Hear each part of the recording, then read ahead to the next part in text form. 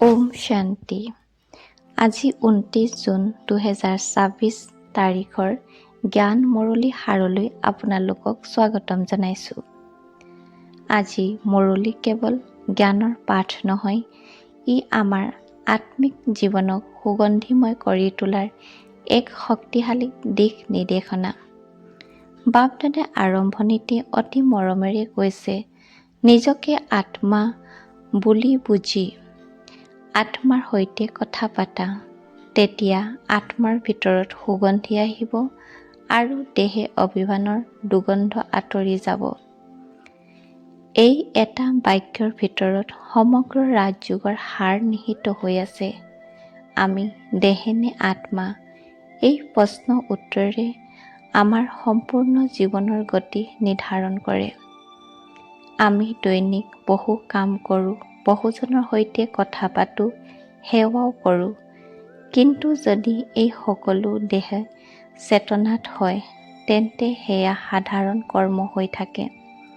কিন্তু একেই কাম যদি আত্ম অভিমানত অৰ্থাৎ মই আত্মা এই স্মৃতিত কৰা হয়, তেন্তে সেই কৰ্ম যোগ হৈ পৰে। সেয়েহে বাপ-দাদাই বাৰে বাৰে দেহে অভিমান ত্যাগ কৰি আত্ম অভিমানত স্থিত হ'বলৈ কৈছে। আজি মুৰলীত ফুলৰ উদাহৰণ অতি সুন্দৰ।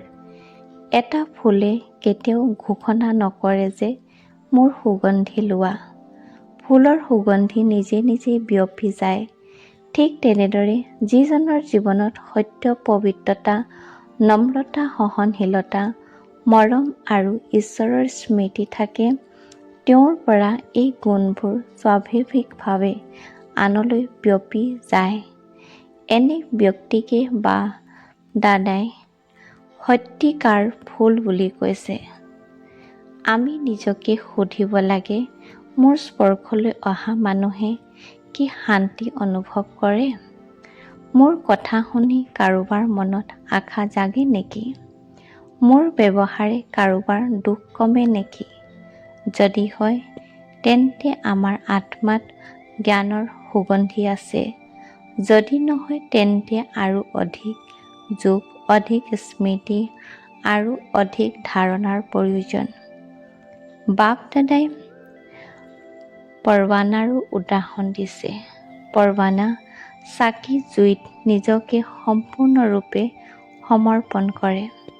ঠিক তেনেদৰে আমি নিজৰ অহংকাৰ, কাম, ক্ৰোধ, লোভ, মোহ আৰু দেহে অভিমানক জ্ঞানৰ অগ্নিত সমৰ্পণ কৰিব লাগে। এইটোৱে হৈছে জীৱিততে মৰা। এই মৃত্যু দুখ নহয়, এই মৃত্যু হৈছে নতুন দেৱত্বময় জীৱনৰ আৰম্ভণি। আজি মুৰলীত শ্ৰীমতৰ ওপৰত বিশেষ জোৰ দিয়া হৈছে।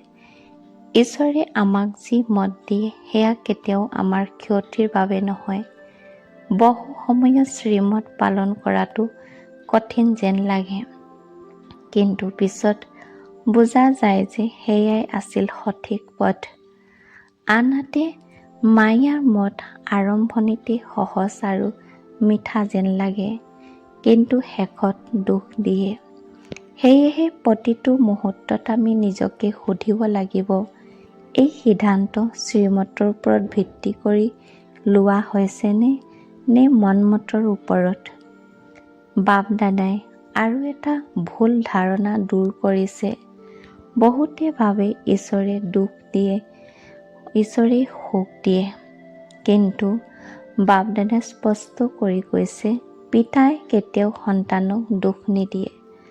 আমি নিজৰ কৰ্ম ফলেই সুখ দুখ অনুভৱ কৰোঁ।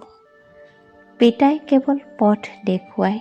সেই পথত চলা বা নচলা আমাৰ নিজৰ সিদ্ধান্ত। আজি মুৰলী এটা অতি সূক্ষ্ম জ্ঞান হৈছে আত্মাৰ সৈতে কথা কোৱা। আমি কেতিয়াবা ভাবোঁ, মই আমুক মানুহক জ্ঞান দিছোঁ, কিন্তু বাপ-দাদাই কৈছে, তুমি মানুহৰ সৈতে নহয়, আত্মাৰ সৈতে কথা কোৱা। যেতিয়া এই চেতনাৰে কথা কোৱা হয়, তেতিয়া শব্দৰ শক্তি বহু গুণ বৃদ্ধি পায়। সন্মুখৰ আত্মাই অনুভৱ কৰে যে ইয়াত কোনো অহংকাৰ নাই, কেৱল আত্মিক স্নেহে আছে। অমিত বেলাৰ কথাও আজি মুৰলীত বিশেষকৈ কৈছে। সেই সময়ত সমগ্ৰ পৃথিৱী তুলনামূলকভাৱে শান্ত হৈ থাকে, মনো সহজে একাগ্ৰ হয়। যদি আমি প্ৰতিদিনে অলপ সময়ো অমিত বেলাত যোগ, স্মৃতি আৰু বিচাৰ সাগৰৰ মন্থনত ব্যয় কৰোঁ, তেন্তে দিনটো বহুত সহজ হৈ যায়। মায়া আঘাতো কম অনুভৱ হয়। বাপ-দাদাই কৈছে, দিনত কৰ্মযোগী হোৱা, ৰাতিপুৱা যোগী হোৱা। দুয়োটা একেলগে থাকিলেহে সম্পূৰ্ণ জীৱন গঢ়ি উঠে। কেৱল যোগ কৰিলে সেৱা নহয় আৰু কেৱল সেৱা কৰিলেই শক্তি নাথাকে। সেয়েহে যোগ আৰু সেৱাৰ সুন্দৰ সমতা ৰাখিব লাগিব। আজি বৰদানত বাপ-দাদাই আমাক তপস্যা মূৰত হ'বলৈ আহ্বান জনাইছে। তপস্যা মানে কেৱল উপবাস বা কষ্ট নহয়। প্ৰকৃত তপস্যা হৈছে যিকোনো পৰিস্থিতিত আত্মা অভিমানত স্থিৰ থকা। অপমান হ'লেও শান্ত, প্ৰশংসা পালেও নম্ৰ, বাধা আহিলেও অচল। এই অৱস্থাই হৈছে তপস্যা।